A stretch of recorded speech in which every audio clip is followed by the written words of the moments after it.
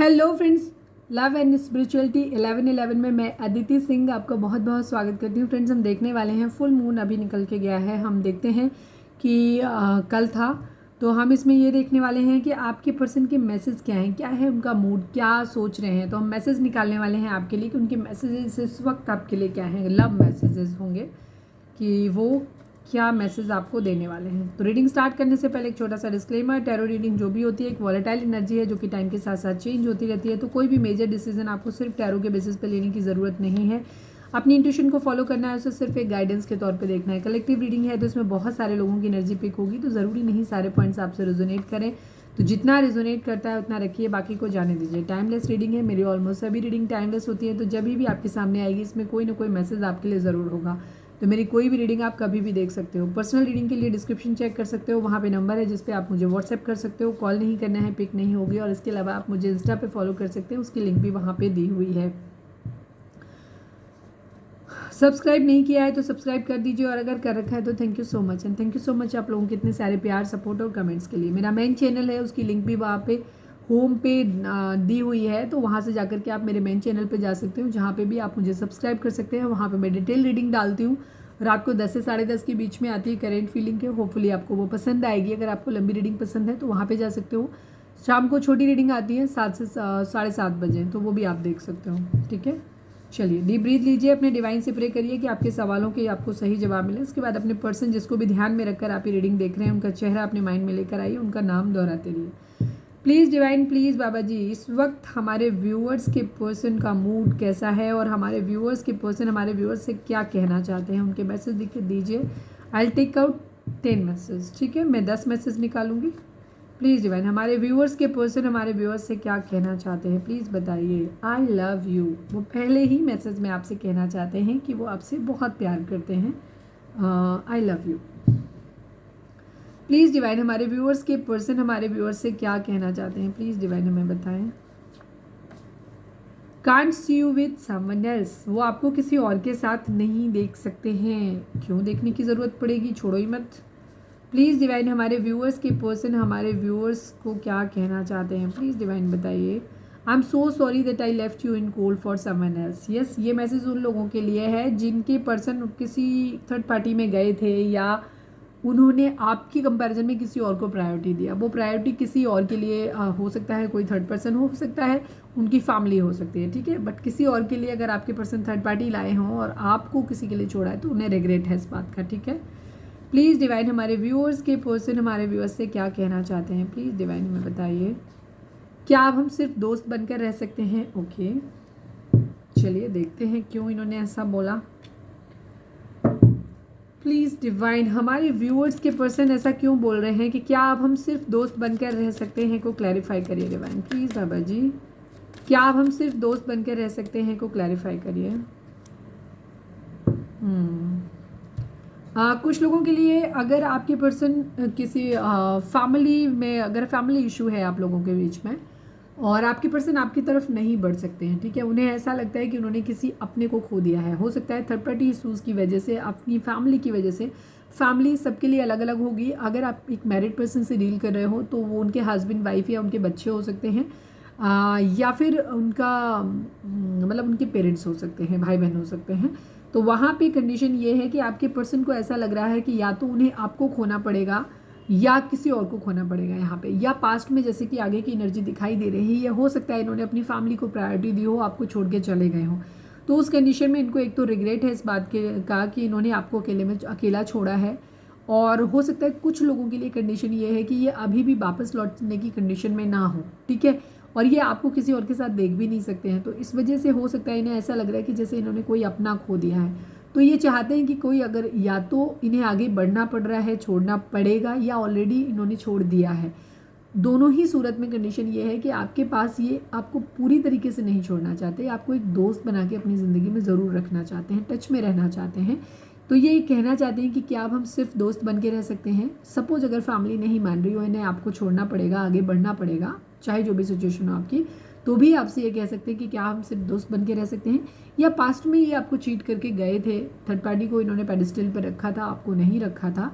उस कंडीशन में भी इन्हें ऐसा लग रहा है इन्होंने कोई अपना खो दिया है, बहुत खास खो दिया है। तो अभी आपसे यही कह सकते हैं कि क्या हम सिर्फ दोस्त बन के रह सकते हैं, बिकॉज इन्हें ऐसा लग रहा है कि शायद जो इन्होंने पहले किया है उससे अब प्यार वाली फीलिंग तो नहीं आ पाएगी, और या अभी भी हो सकता है ये वो कंडीशन आपको देने के लिए ना हो, अभी भी इनके हालात फेवरेबल ना हो। तो ये आपसे कहना चाहते हैं कि क्या अब हम सिर्फ दोस्त बन के रह सकते हैं, बिकॉज ये आपको खोना नहीं चाहते हैं।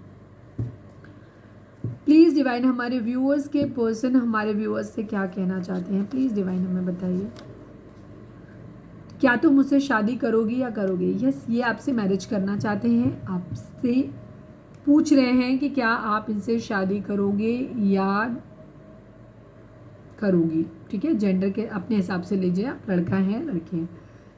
प्लीज़ डिवाइन हमारे व्यूअर्स के पर्सन हमारे व्यूअर्स से क्या कहना चाहते हैं, प्लीज़ डिवाइन बताइए। You are my twin flame, ये कह रहे हैं कि आप इनके ट्विन फ्लेम हो।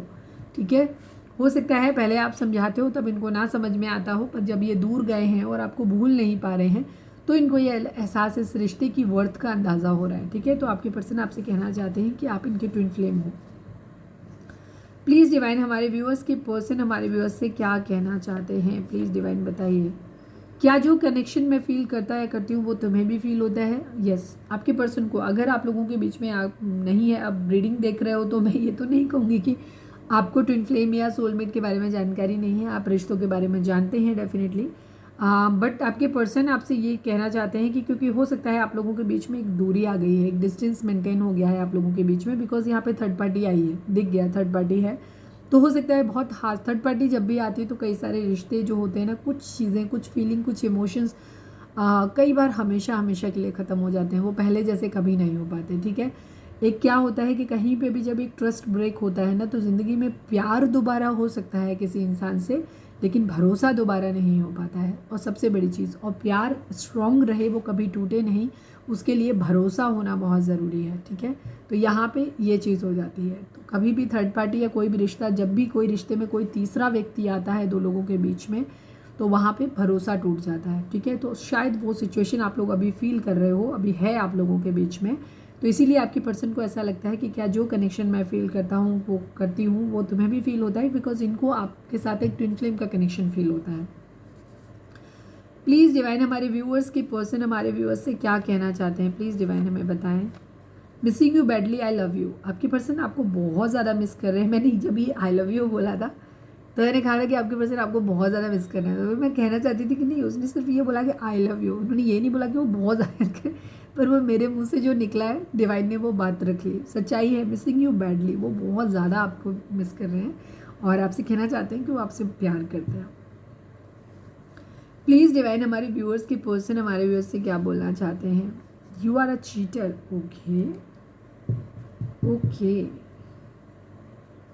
हाँ प्लीज़ ट्रस्ट मी, यहाँ के बॉटम में आया है और ये नीचे आया है कि अब हम सिर्फ दोस्त बन के रह सकते हैं। ये वहीं पे एनर्जी है, ठीक है, जहाँ पे चीटिंग हुई है, जहाँ पे आप, हो सकता है आप ये कह रहे हो अपने पर्सन से, अभी हम क्लैरिफाई भी कर लेंगे इसको, बट अब आपके पर्सन, हो सकता है पास्ट में आपने ये बात बोली है अपने पर्सन को कि यू आर अ चीटर, और आपके पर्सन बिकॉज यहाँ पे बॉटम है, यहाँ पे प्लीज़ ट्रस्ट मी, आप अपने पर्सन पे ट्रस्ट नहीं कर पा रहे हो। मैंने अभी थोड़ी देर पहले भी यही बात बोली थी यहाँ पे कि कई बार रिश्तों में जब थर्ड पार्टी आती है, रिश्ते टूटते हैं तो कुछ चीज़ें हमेशा हमेशा के लिए टूट जाती हैं। रिश्ते में प्यार दोबारा आ सकता है पर भरोसा दोबारा नहीं आता है, वही एक चीज़ होती है। तो यहाँ पे आपने, हो सकता है अपने पर्सन को ये बोला होगा कि चीटर है, तो ये माइंड में आपके पर्सन के घूमता है कि आपने उनके ऊपर एक ठप्पा लगा दिया है कि वो चीटर हैं। ठीक है, तो अब वो आपसे कहना चाहते हैं कि आप प्लीज़ उन पर भरोसा कर लो। ठीक है, इसीलिए शायद आप, क्योंकि उन्होंने हो सकता है एफर्ट किया होगा बट आपने उनको उस तरीके से नहीं रिस्पॉन्ड नहीं किया, तो उनको भी अब यही चीज़ लगती है कि शायद अब आप लोगों के बीच में वो कनेक्शन नहीं रहा है, वो फीलिंग्स आपके दिल में नहीं रही हैं। तो इसीलिए क्योंकि वो आपके बगैर नहीं रह पा रहे, तो वो ये कह रहे हैं कि क्या हम सिर्फ दोस्त बन के रह सकते हैं। यहाँ पे एनर्जी फिर भी हम यू आर अ चीटर को एक बार फिर से क्लैरिफाई कर लेंगे। रीडिंग वही है जो मैंने बता दी, 80-90% लोगों के लिए वही होगा, 90% लोगों के लिए, 10% या हो सकता है सिर्फ 1% लोगों के लिए ये चीज़ होगी, इसमें कुछ और अलग हो सकता है। Please divine you are a cheater को क्लैरिफाई करिए, ऐसा क्यों बोल रहे हैं, वो बोल रहे हैं या सोच रहे हैं, प्लीज़ डिवाइन हमें बताएं। Please divine final shuffle Baba ji, you are a cheater को क्लैरिफाई करिए, क्यों आया यहाँ पे।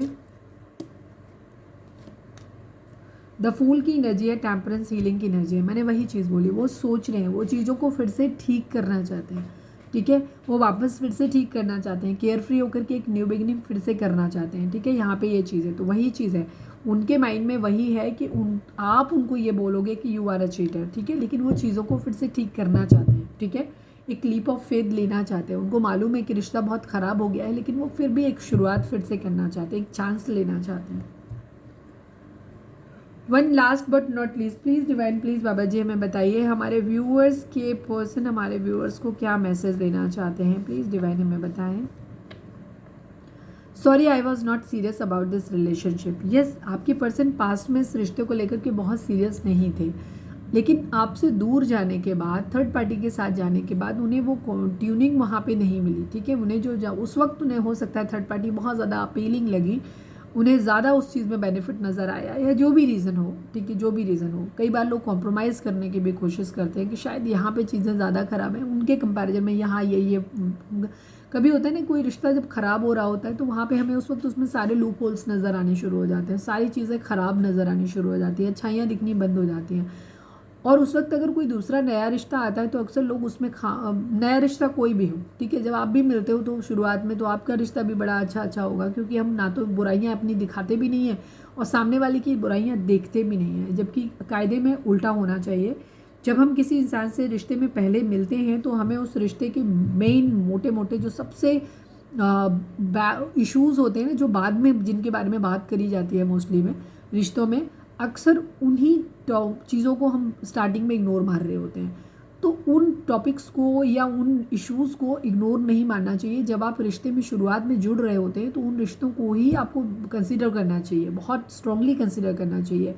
कास्ट है, रिलीजन है, एज गैप है, मैरिड है, अनमैरिड है, जो भी डिफरेंसेस आप लोगों के बीच में है, ठीक है, सोशल इशू है, ईगो है, खूबसूरती है, कुछ भी चीज़, ठीक है, जो भी इश्यूज़ आप लोगों के लिए हैं उन पे हमेशा सोचें कि क्या इन इश्यूज़ के साथ हम इस रिश्ते को सर्वाइव कर पाएंगे, क्या हमारा प्यार इन सब चीज़ों को ढक लेगा, और क्या हमारा प्यार कम पड़ जाएगा और ये इश्यूज़ इन पे हावी हो जाएंगे। अगर इश्यूज़ हावी होते हैं तो वहीं पे अपना कदम पीछे ले लीजिए, कभी उस रिश्ते में आगे मत बढ़िए। बट मोस्टली ऐसा नहीं होता। जब लोग रिश्ते में शुरुआती दौर में होते हैं तो वो एक हनीमून फेज होता है, जहाँ पे सिर्फ हम अच्छाइयाँ देख रहे होते हैं, ना तो हम अपनी बुराइयाँ सामने वाले के सामने दिखाते हैं, ना सामने वाला हमें दिखाता है। और अगर हमें कुछ दिख भी रहा होता है तो एक्चुअली हम आंखें बंद कर लेते हैं, हम बुरा देखना ही नहीं चाहते। और जब बाद में रिश्ता जब हमारा जुड़ जाता है उसके बाद फिर हम खामियां एक दूसरे की, क्योंकि ज़्यादा दिन फेक पर्सनैलिटी बहुत दिन नहीं टिकती, ना तो आप छुपा पाओगे ना सामने वाला छुपा पाएगा। धीरे धीरे वो चीज़ें सरफेस पे आनी शुरू हो जाती हैं। दूसरी चीज़ ये कि फिर हमारा फोकस जो था ना, हम उन कमियों पे ज़्यादा फोकस करने लग जाते हैं, ठीक है, और हम उन जो अच्छा होता है, प्यार होता है, वो हमारा कम करने पड़ता है। ये इश्यूज़ हमारे लिए बड़े हो जाते हैं, खुद ही बड़े कर लेते हैं हम लोग।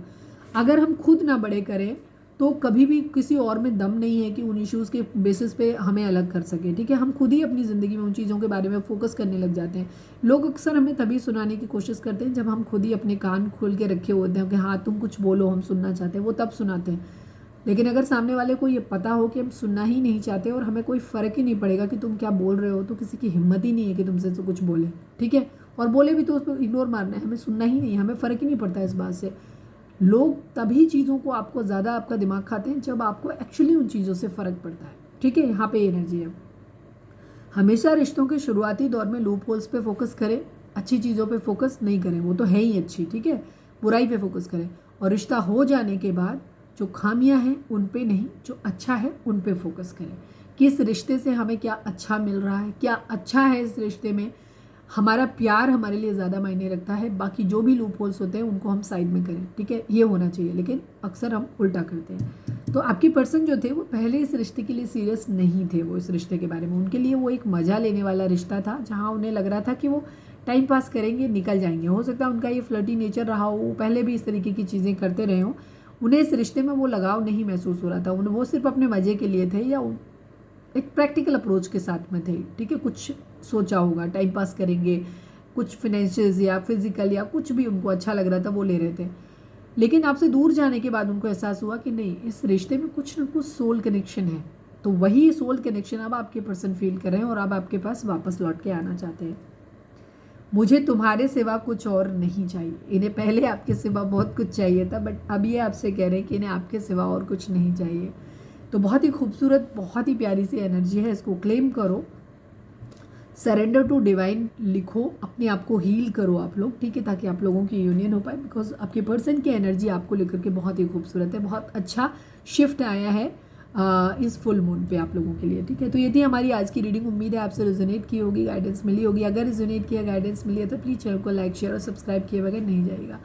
मिलते हैं नेक्स्ट रीडिंग में। Till then bye bye, take care, stay positive, stay happy, love you all.